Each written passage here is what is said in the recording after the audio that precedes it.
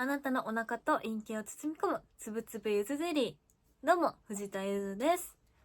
今週はですね、日、水、土とね、レフカだ、レフカだ、学園祭、ゆるけっととね、本当にありがとうございました。でもレフカダさんの、あとは一応先週ラジオも上がっててって感じなんですけど、今週3日間もねイベントあって遊びに来ていただいて本当にありがとうございました。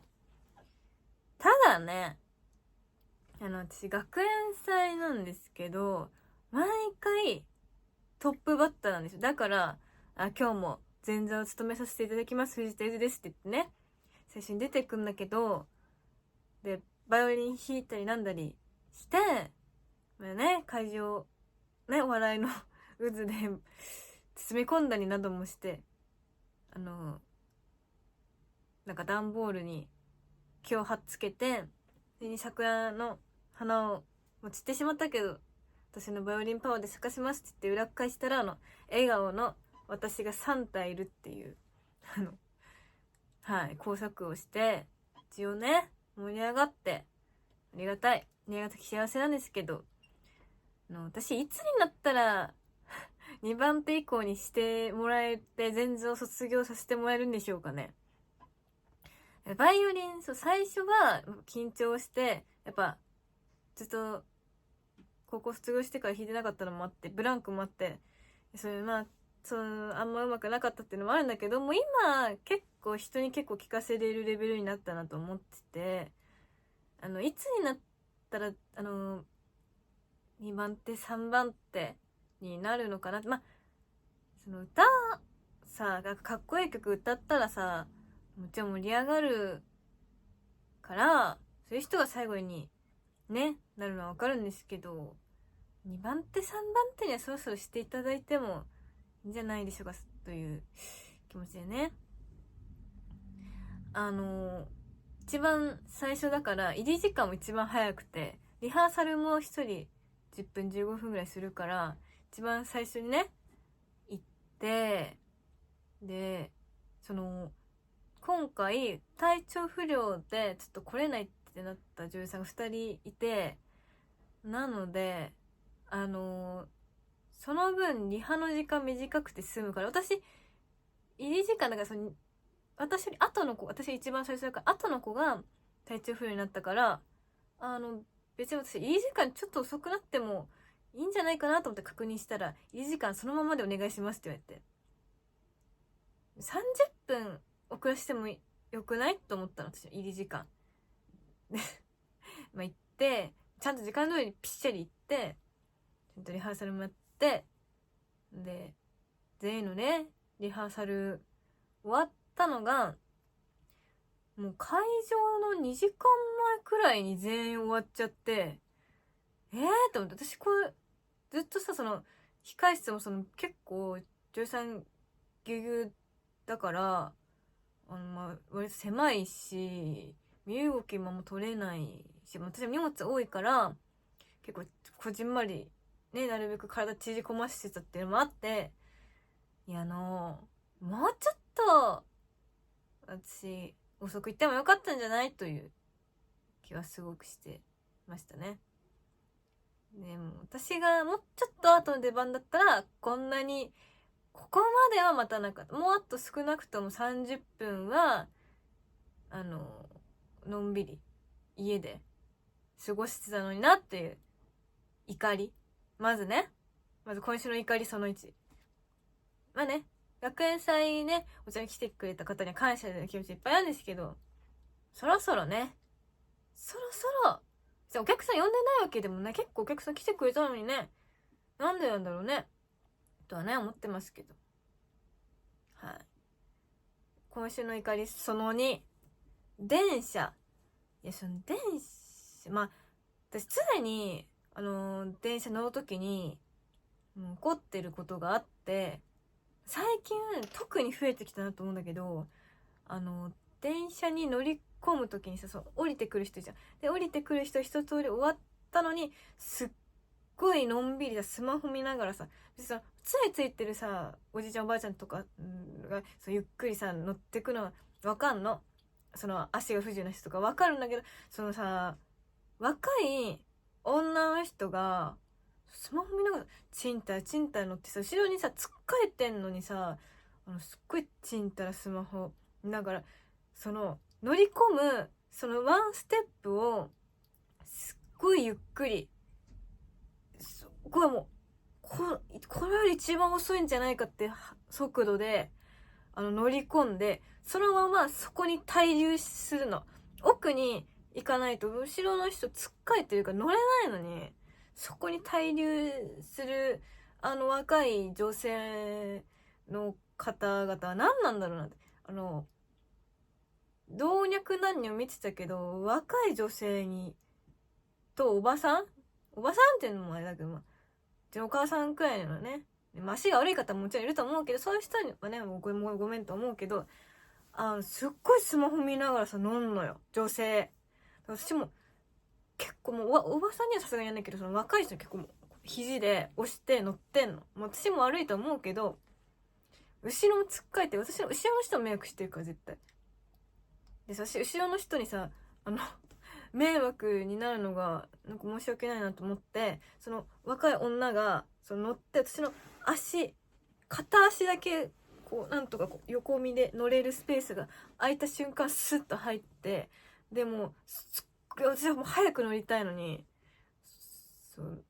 電車のさ発車時間とかもあるからさ早く乗りたい、すっごいチンタチンタして、私も乗り込めずにバランスを崩して、電車から落っこってってのもおかしいけど、ぶちこけて靴を線路の間落としそうになったっていう。本当にさやめてくれよ。も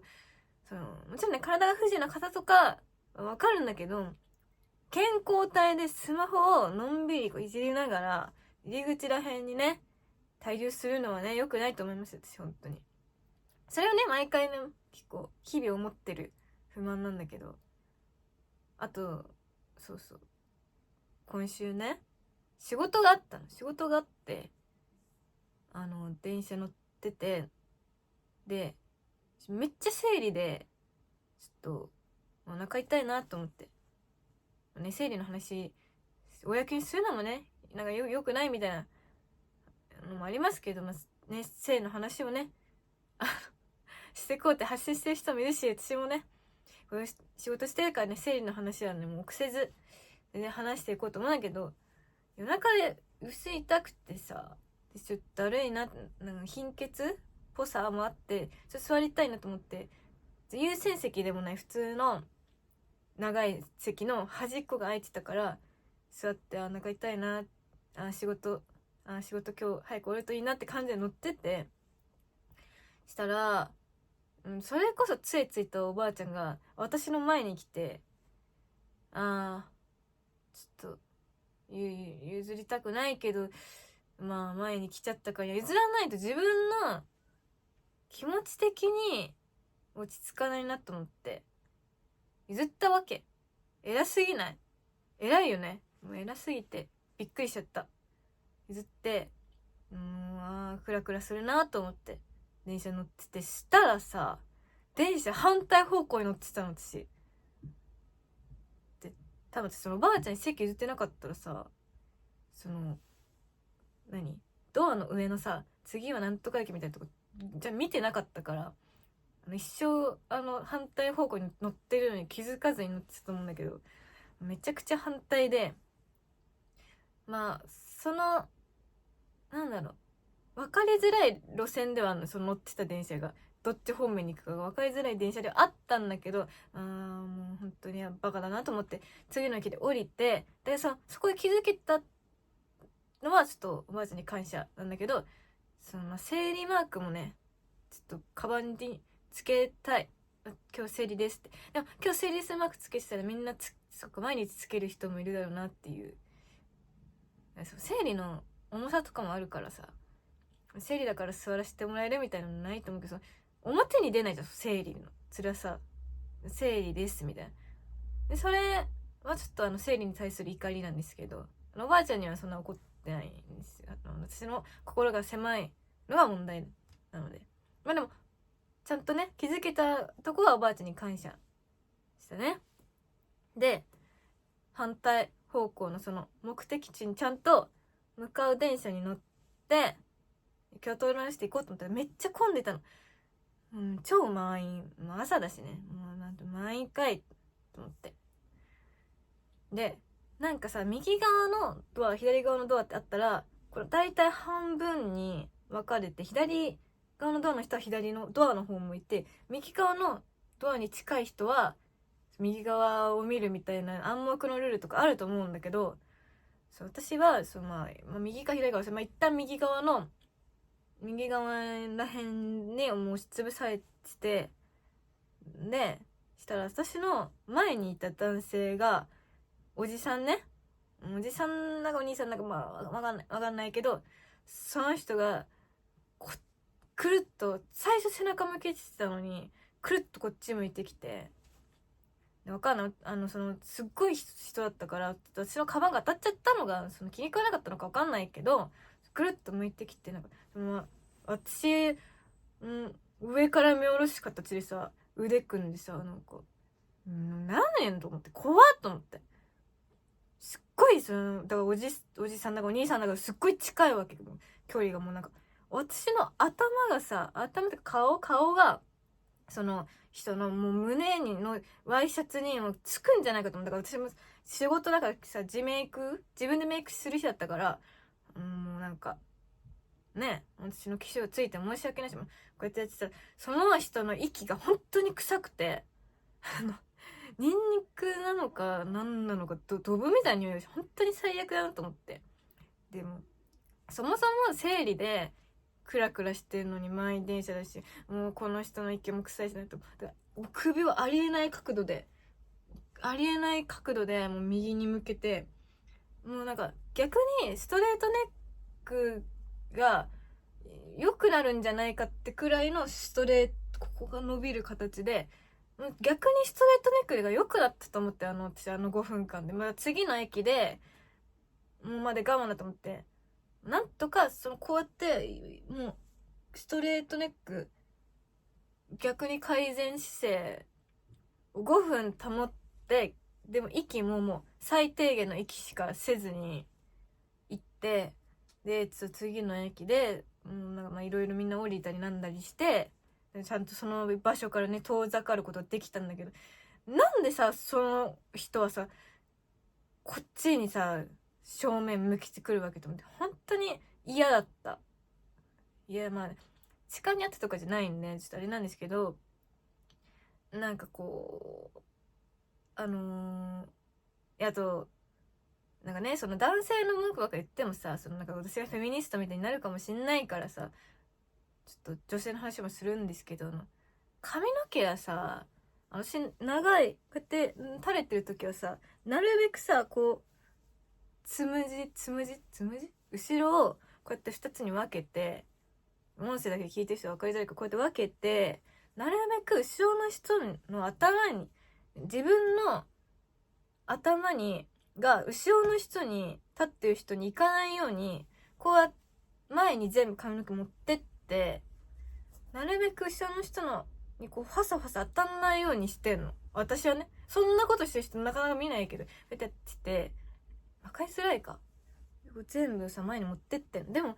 髪を一つに結んでる私より短いくらいのさ人がさこうやって一つに結んでたら、その髪がさ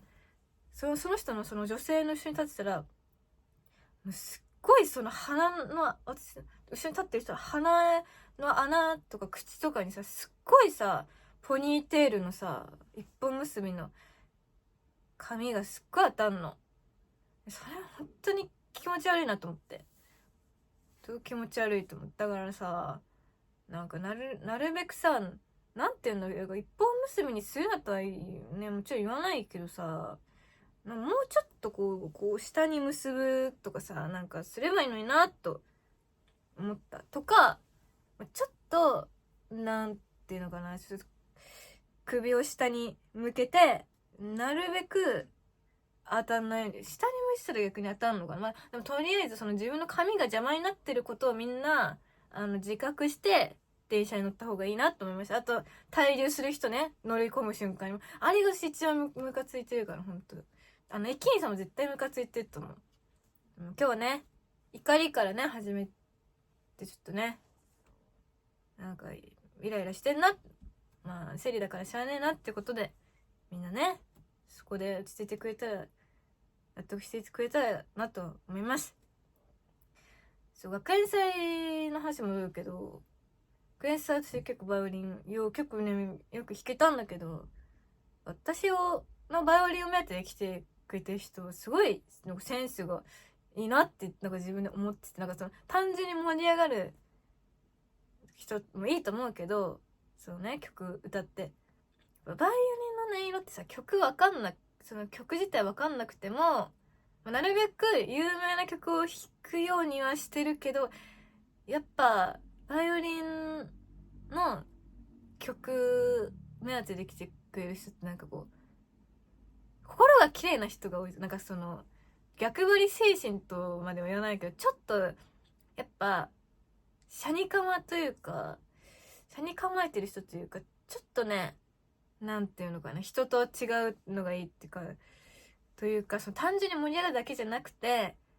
やっぱバイオリンで癒されたみたいな人もいると思うし、その私のお笑いを求めて来てくれる人もいると思うんですけど、やっぱセンスがいいなと思って、本当にチェキ取りに来てくれた人もね、みんな褒めてくれて、やっぱみんなセンスがいいなと思いましたね。本当に。ただ単に盛り上がるだけじゃなくて、こういう、ね、ラジオも聞いてくれてるあなたもね、そのイベントには来れないというあなたもセンスがいい一人でございます。いつも本当にね、ありがとうございます。ということでね、今日も元気にやっていきたいと思います。つぶつぶゆずり。はい。そう、お便りの新しいコーナーを設けまして、尊きもののコーナー、自分の飼ってるペットとか、尊いもの、大事にしてるものなどについて、お便り書いてくれたらなってコーナーと、もえもえ Q のコーナーということで、藤田に言ってほしいセリフだったり大喜利だったりお待ちしてます。はい、今週は一旦ふつおたと夢物語読んでいこうかなと思います。はい、ふつおたのコーナー。ようくん、いつもありがとうございます。いつもラジオ楽しく聞いてます。ありがとうございます。この間ゆずりんのラジオ聞いてた時、あ、これ俺のことじゃない、やった、話題にしてくれたとめちゃくちゃ興奮しました。と同時にロッテリアの抹茶シェイクを手から滑らせ床にぶちまけました。つぶつぶゼリーならぬベトベト床緑の状態にとても絶望しましたが、楽しいラジオが流れていたので泣かずに床を拭くことができました。ということでありがとうございます。素晴らしい物語みたいな話で、やっぱねセンスがいいね、ようくんね。本当に嬉しい。ロッテリアなのかゼッテリアなのか、ちょっとそこは本当にロッテリアだったのかっていうのが気になりますけど、最近ロッテリアじゃなくてゼッテリアめっちゃ増え、最近っていうかまあ1年2年くらい前の話だけど、都内ロッテリアどんどんなくなってってるなと思ってて、佐野さんはロッテリアに行ったことがない、なんかあんまり食べたことないもの多いなと思って、洋麺や五右衛門とか丸亀製麺とかイタリアントマトっていうの行ったこと、最近っていうかこの前1年前くらい、1年前より前か、2年以内くらいに初めてココイチに行ったくらい、あんまりなんだろう、決まった好きなお店にはいっぱい行くけど、それあんま開拓しない人間で、だからハンバーガーチェーンもマックかモスかな。モス好きだね。最近モスのコラボでこじこじっていうさ、さくらももこ先生のちんまる子ちゃんのさくらももこ先生のやつにハマって、最近アニメ見始めて、その話もねまた今度したいと思うんだけど、最近コラボしてて、それでモス行ったりとかして、そうそう、スポンジボブもね、なんかモスとかコラボしてほしいね。やっぱハンバーガー屋さんの話やから、スポンジボブしてほしいなっていうところで。ロッテリアって美味しいですか？なんかさ、昔90年代2000年代初頭はマックの次がロッテリア、なんならロッテリアの方が上みたいなのがあったらしいんですけど、最近ゼッテリアになって、そのゼッテリアとロッテリアの違いもなんで変わったんだろうって、なんか全然知らない民からしたら、もうなんで変わってってんだろうって思ってるんですけど、抹茶シェイクって言われたら確かにちょっと心惹かれ、なんかハンバーガー美味しそうだけど、抹茶シェイク美味しそうだなと思いましたね。ありがとうございます。抹茶シェイク、なんかさ、スタバの抹茶シェイク飲んだら、なんかすっごい好きで、大学生の頃、その抹茶シェイクっていうか抹茶フラペチーノばっか飲んでたら、なんかすごい、多分なんか体の許容量の抹茶を超えて気持ち悪くなっちゃったことがあったので、もしなんか日本に抹茶カツで、抹茶のスイーツとか抹茶飲み物、抹茶カツで来る方が、遊びに旅行に来る方がいたら、抹茶の取りすぎには注意して、観光を楽しんでください。はい。で、次のお便り、ラジオネームナイトライブラリーナイトさん、いつもありがとうございます。一番長く愛用しているものってありますか？自分は親友がディズニーランドのデートお土産でもらったステンレスマグカップです。ステンレスで割れないので雑に使えるのも込みで親しみがあり、気づけば15年くらい使ってます。デートのお土産を素直に使えるナイトライブラリーナイトさんがすごい優しいなと思いました。なんかさ、部活とかので、なんかこのディズニー行ってきたのでみんなで食べてくださいみたいな部室にさ、もう部活だけじゃない、なんか職場とかでディズニー行ってきたからどうぞみたいなのとかさあるじゃん。なんかさ、ちょっとなんか人のディズニーの思い出のそのお菓子を素直に受け取ることはできない人間なんですけど、私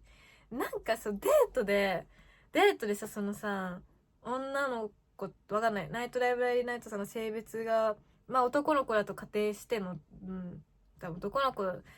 信じて話すんですけど、その男の友達が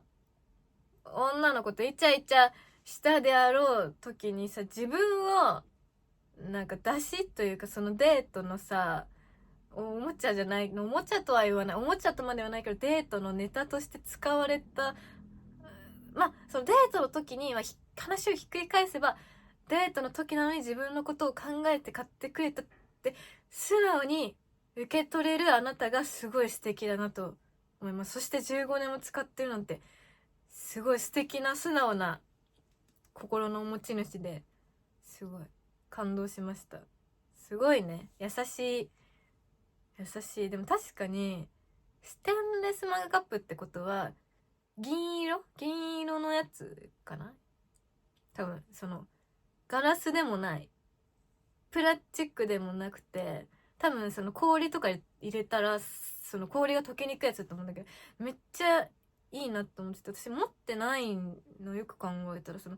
水筒みたいな、よくある水筒みたいなデザイン材質かな、なんだと思うんだけど、持ってないね。水筒はあるけどステンレスカップみたいなの持ってない。ステンレスコップからスポンジボブのやつが出たら欲しいなという気持ちですね。もし出たらいのいちに私買おうかなっていう思ってます。すごいね。でも一番長く愛用してるものは何です？質問に答えてごめんなさい、質問に答えてなくて本当にごめん。長く愛用してるものはこのもう最近つぶつぶゼリーチャンネルと化してる藤田ゆずチャンネルで藤田小銭時代になんか出したと思うんだけど、まだあるかな。私が生まれた時におばあちゃん、母方のおばあちゃんが買ってくれた毛布、赤ちゃん用の毛布があるんだけど、それを気に入って、それがないとなんかずっとなんか小学生まで寝れなくて、それを未だにずっと持ってますね。もうボロボロ、だいぶボロボロだし、なんかそのステンレスマグカップは多分15年経ってもそんなになんか周りの多分ミッキーとかは剥がれてるかもしれないけど、多分その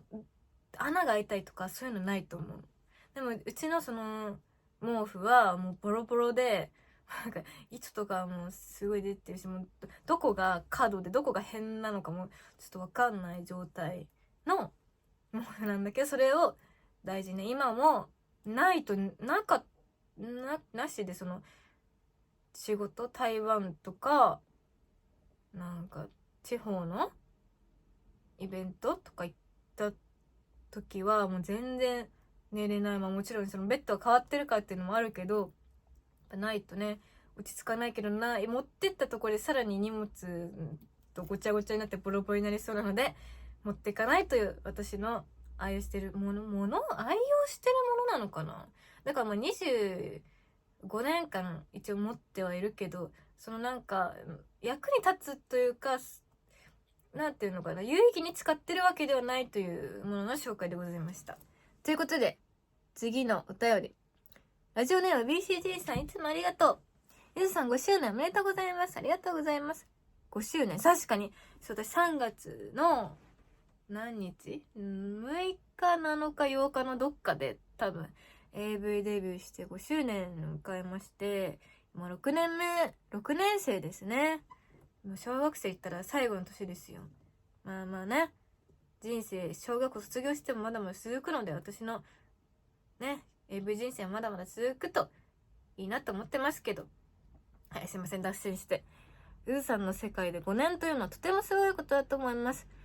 出演作品も軽く100本超えて、せっかくのラジオスタートでもあるし、振り返って今までの作品のお話も聞いてみたいです。あまり過去作の話をする機会もなかったと思うので、うずさんのベストだと思う作品や思い入れのある作品など、ちなみにおいらの思い入れのある作品はゆずさんのレズ解禁作品ですということで、ありがとうございます。確かにね、いっぱい作品も出てて、ラジオも始まったばっかりということで、その新規層の方もね聞いてくれてるというお話もあったので、ちょっと出演作品について、私デビューは S1 っていうなんかすごい有名な女優さんがたくさん所属してるところでデビューして、今回はやっぱちょっと YouTube 先生にね来られないように、あんまりエロすぎない感じでね話していこうと思いますのでご了承ください。セスワンってとこでデビューして、なんか1年くらいいたんかな。まあ1年も続いたらすごいという S1 で1年やって、まあ S1 の作品はそんなに自分の中で後からもう今6年目の自分から見たらサンプルもちょっと見れないくらいなんか幼稚だし、なんか見てて恥ずかしくなる、共感性周知の波にさらわれるほど、なんかあんまりいい作品はないって言ったら失礼ですけど、その S1 というすごいメーカーで専属だったのにもかかわらず、そんなになんか泥を塗るっちゃ悪いけどあんまりいい作品はないかなって。そのもちろん S1 時代の作品を見てくれてる方もねいらっしゃると思うんですけど、なんかね、それ見てくれて、それをね好きに見てくれてる方はありがとうなんだけど、自分的に気に入ってる作品はないかな、もじもじって感じですね。自分がそれこそあんま男性経験もそんなになかったからあんまりうまくできてないなと思うんだけど、逆にその初々しい感じが刺さる人、初々しいというか、なんかこう AV ってこういう感じでしょっていうのを自分の中で当てはめて、もう自分の見たやつをただアウトプットして、それでなんか張り切って空回りしてるっていうところを見たいって人はぜひ見てください。で次はアタッカーズというところに4本ね専属でさせてもらって、これはドラマ作品、結構ねお姉さん系の女優さんが出てるところで、そこはなんかドラマでまああんまりね売れなかったので4本で卒業となったんですけど、まあ結構ドラマ的には面白い4本だったなと思ってるんだけど、なんか自分の顔がなんかわかんない、なんかもう文句も言いたくないけど、メイクさんにやってもらった顔がなんかあんまり似合ってないメイクだったかなと思ってて、ドラマ自体はいいんだけど化粧が結構濃かったり、なんか私あんま濃い化粧が似合わないのと崩れやすいっていうのもあって、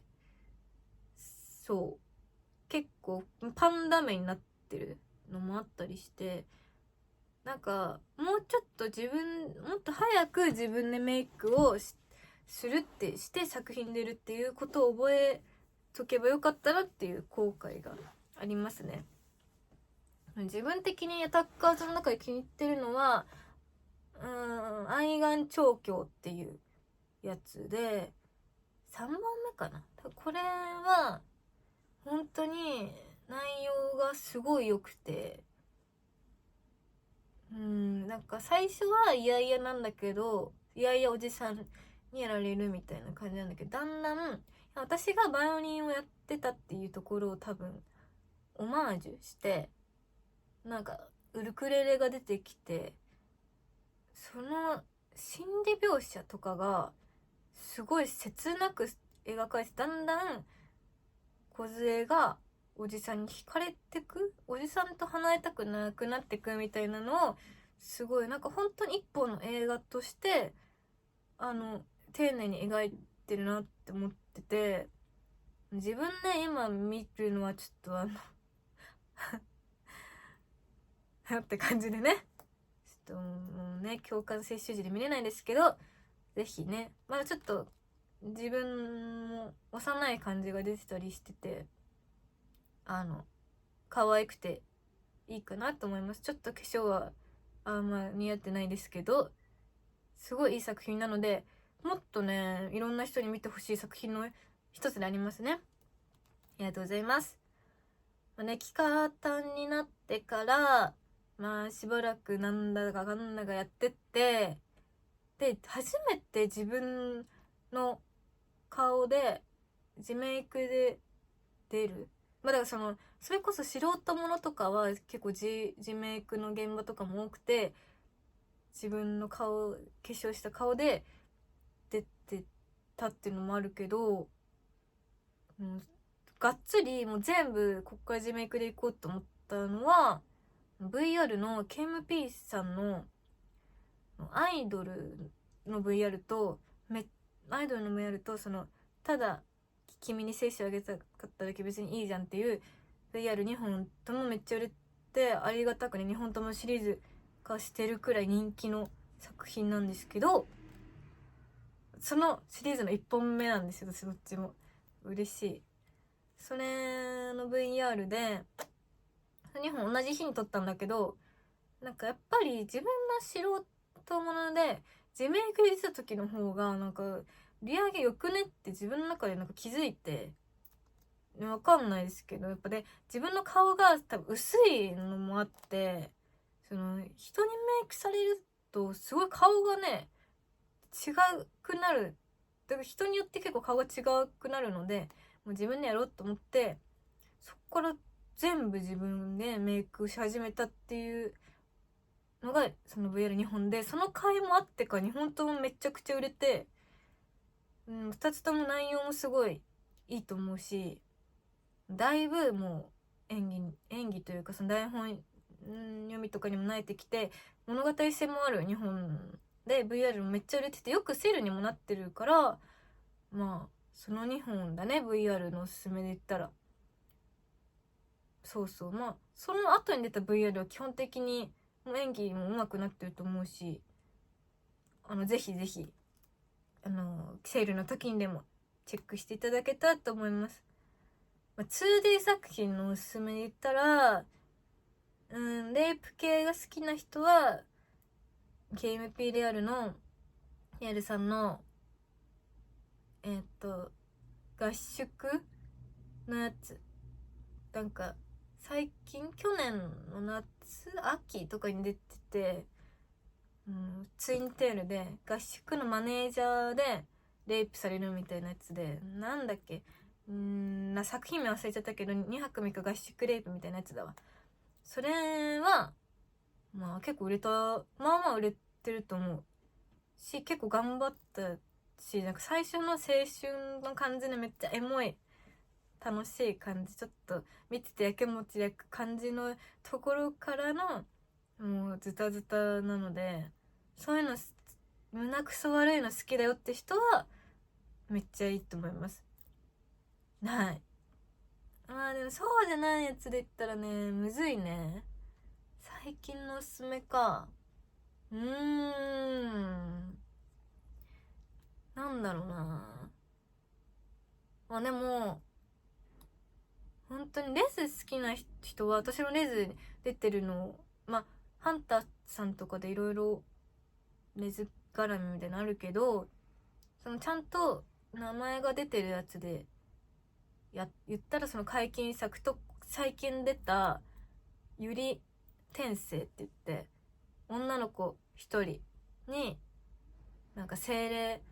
が出てきて、精霊とレズして、その主人公の子がいっぱい生まれ変わって転生したら、可愛い女の子とイチャイチャしたいって言って転生して、精霊とイチャイチャするみたいな感じで、私精霊役だったんだけど、それもめっちゃ面白いし、可愛い子たちがいっぱい出てくるから、それは結構レズ作品に本当におすすめだね。そうだ、もう一本レズ作品あって、そう、私が初めて他の女優さんのアナルを掘ったっていう思い出の作品もそうだね、ちゃんと名前あり出てるね。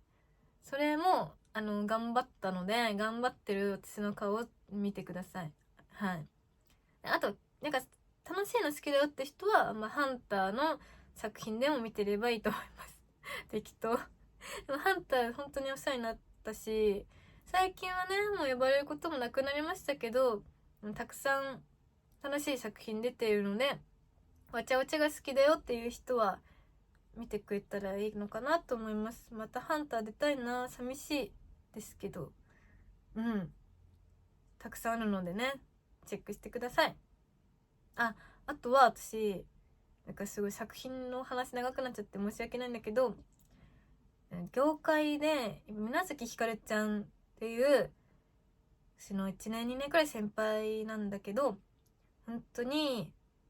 可愛くて優しくて面白いひかるちゃん、本当尊敬してるんですけどね、ひかるちゃんとの共演作もたくさんあって、やっぱ相性がいいのか分かんないけど、現場で一番喋るってなったらひかるちゃんと一緒になった時一番喋るね。仲いいなと思ってるので、仲いいのに結構ズタズタにされたい、ズタズタっていうのもあれだけど、ちょっとねぐちゃぐちゃにされたりとか、いろいろ楽しいハンターの作品もねで一緒に出てたりとか、ひかるちゃんとの共演作が結構多いかなって思うので、最近ね会ってなくて寂しいけど元気にしてるかなということで、ひかるちゃんとの共演作も見てください。はい、ひかるちゃんね、今度いつかイベントに呼びたいなと思ってます。期待はせずに待っててください。はい、次のお便りね。ラジオネームつぶつぶみかんさん、ありがとうございます。まるちゃん面白いし、いろいろ思うところがありますよね。そうそう、ちょっと前に10年前のまるちゃんの映画を見てみようということで映画見たお話ですね。ひろしは確か八百屋の主人だったような記憶があります。単行本だとまるちゃんとお姉ちゃんガチ喧嘩してて、1週間くらい口を聞かないとか結構リアルだなと思ってました。おすすめの作品は断然8日目のセミです。見るたびに感想というか考えることが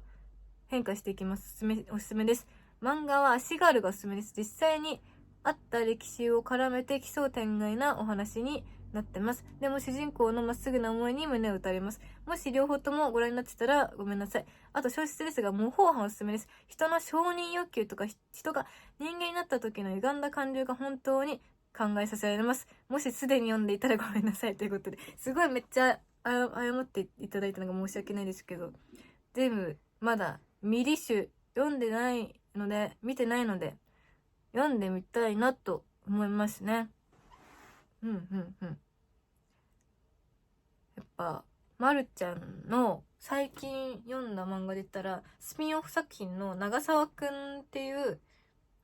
長澤くんが中学生になった時が、長澤くんが中学生になって、長澤くんが主人公の漫画で、長澤くん推しって漫画もあったんだけど、そっちじゃない方の、ほんと長澤くんってだけ書いてる方の漫画で、それめっちゃ面白くて、これね、だいぶ面白かったです。ずっと笑っちゃって、終わるのが寂しいなって思って、やっぱ、城ヶ崎さんが面白かったです。これ以上は言わないですけど、やっぱよくね、ツイッターでもなんか話題になってるけど、長澤くんの漫画ぜひ読んでみてください。興味のある方。めっちゃ面白かったし、だいぶ笑ったし、変でした。こじこじもね、最近ハマってるので、こじこじの話もね、次回したいなと思います。で、おすすめされた作品もね、読んで、ちょっと見てみたいなと思いますね。はい。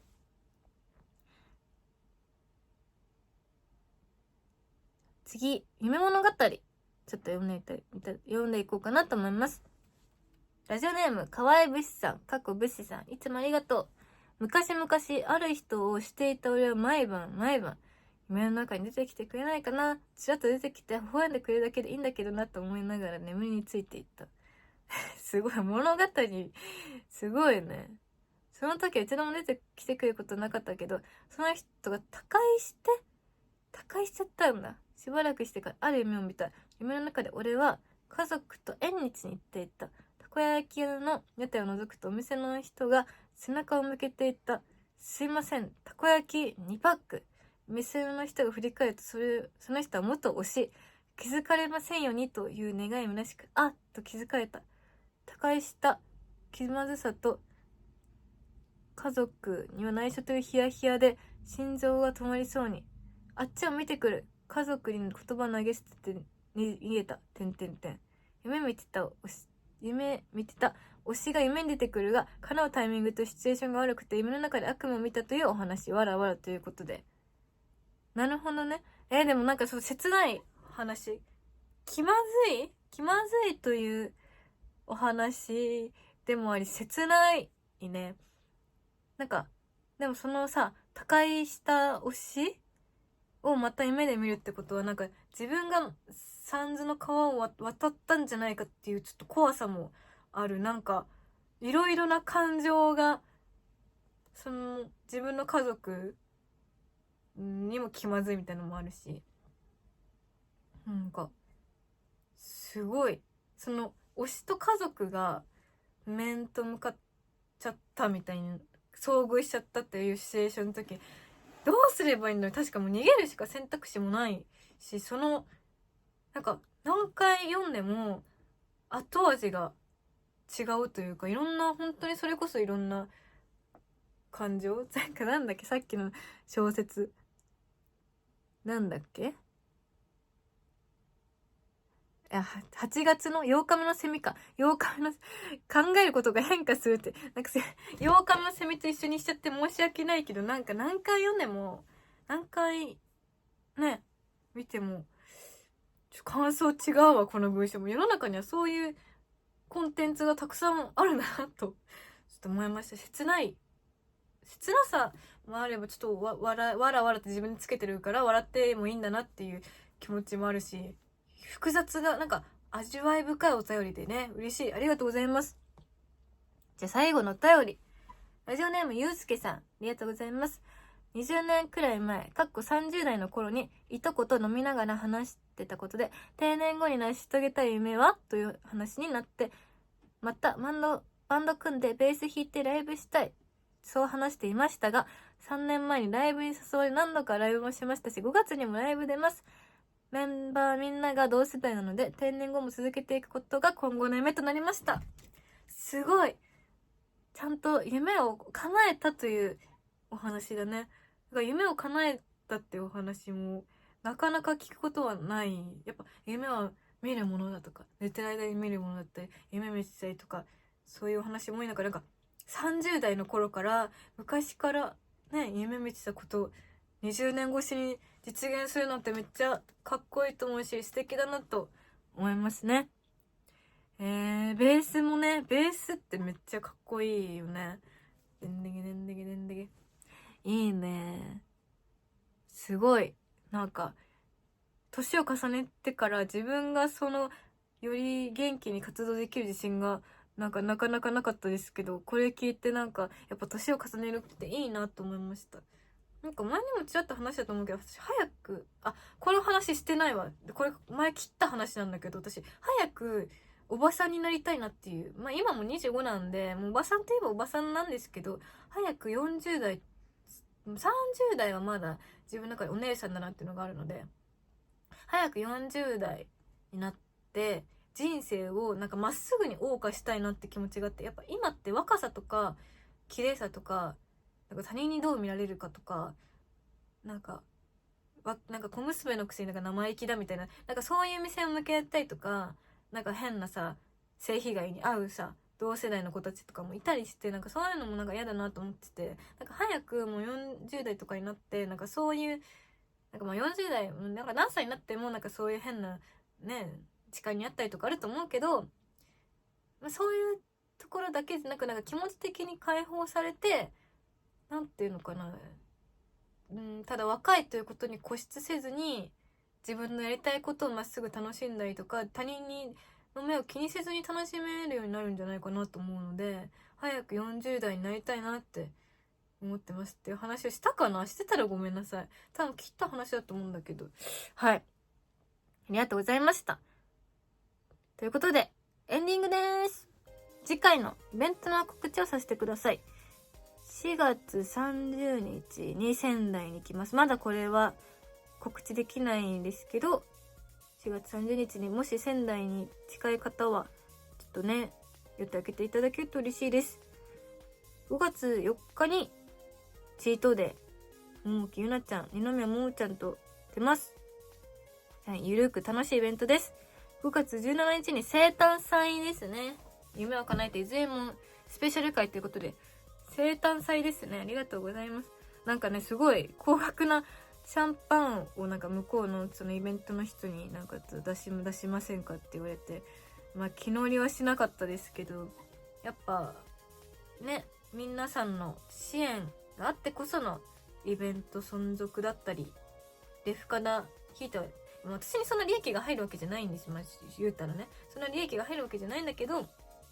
やっぱイベントのその会社で深田さんの運営だったり、そういうのもあると思うので、私もね、もし3万円のシャンパン入れてくれた方には、心ばかりのお手紙を書きますので、もしよければね、本当に無理強いはしないので、いつも通りの値段の飲み物だったり、何もの飲み物なんて入れなくても、ただ来てくれることがすごい嬉しいので、嬉しいんですけど、ただなんかすごい3万円とかなんかすごいふっかけちゃったみたいになってるので、ちょっとこの場を借りてね、本当になんか金食い虫になって本当に申し訳ないなと思ってますので、なんかもし入れてもいいよっていう方がいたら、一応お手紙は書くつもりではいますので、よろしくお願いします。はい、もう来てくれることが一番嬉しい。本当にお金をかけてくれることも嬉しいんだけど、来てくれることだったり YouTube 見てくれたり、なんかお金そこまでもうイベントに行くのもね、お金かかるけど、YouTube で興味持って見てくれたりとか、それだったり、本当イベントに遊びに来てくれるだけでも本当に嬉しいので、自分の無理のない範囲でね、応援していただけたらと思います。現在つぶつぶゆずりは動画版を YouTube 各種ポッドキャストサイトにて音声版を配信中です。すべて LINE は同じです。お聞きのアプリで高評価、チャンネル登録、コメントよろしくお願いします。Twitter での感想はハッシュタグつぶつぶゆずりでよろしくお願いします。お便りは概要欄の Google フォームにて募集中です。はい、新しいお便りもどんどんお待ちしてますので、よろしくお願いします。それでは今日もありがとうございました。バイバーイ。